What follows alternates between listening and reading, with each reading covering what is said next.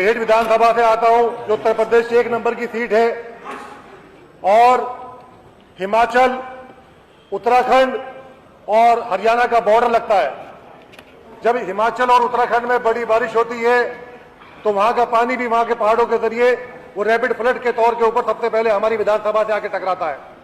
हरियाणा की तरफ से जो यमुना नदी जो आती है, हथनीकुंड बैराज, जो आपने नाम सुना होगा, वो भी हमारी विधानसभा के अंदर ही होकर निकलता है। और हथनीकुंड बैराज का जो पानी है वो पूरा पश्चिम उत्तर प्रदेश और दिल्ली तक जाकर देने का काम करता है।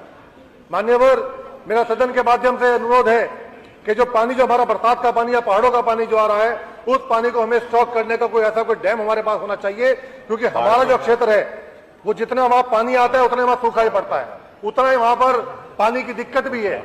और बदकिस्मती से वो जो हमारा जो खासतौर से बेहट विधानसभा है वो डार्क जोन के अंदर आती है, वहां सरकार की तरफ से कोई नए नलकूप की कोई योजना तक नहीं आ पाती। हमारा आपसे अनुरोध है कि वहां पर एक बांध बनना चाहिए, जो बरसाती पानी है उसका स्टॉक होना चाहिए, और वो पानी आगे जब सूखा पड़े, जब पानी की दिक्कत हो तो वो पानी में सिंचाई के काम आए।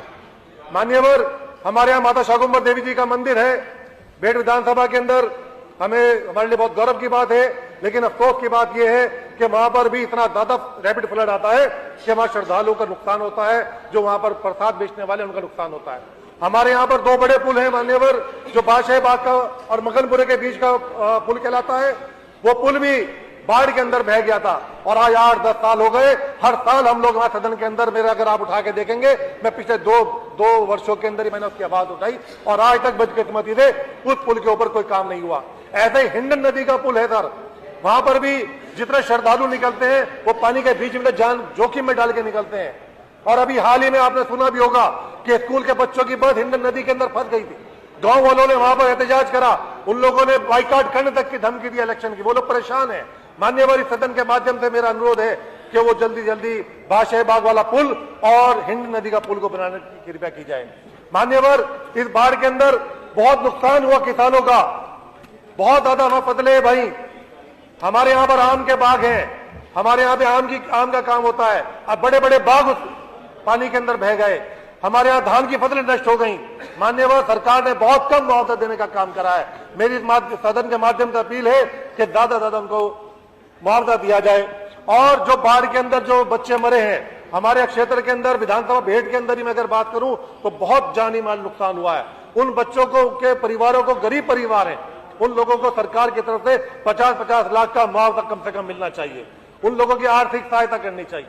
मान्यवर, मेरा आपसे अनुरोध है कि जब भी पानी आता है, जब भी रैपिड फ्लड आता है, जब भी बाढ़ आती है, हमारा नदियों का क्षेत्र है, पहाड़ी क्षेत्र है, वहां पर जितने भी खंभे लगे हुए हैं वो खंभे बह जाते हैं, और बिजली विभाग के पास इतना एस्टीमेट, इतना पैसा नहीं होता वहां पर कि वो उन खंभों को दोबारा से खड़ा करे।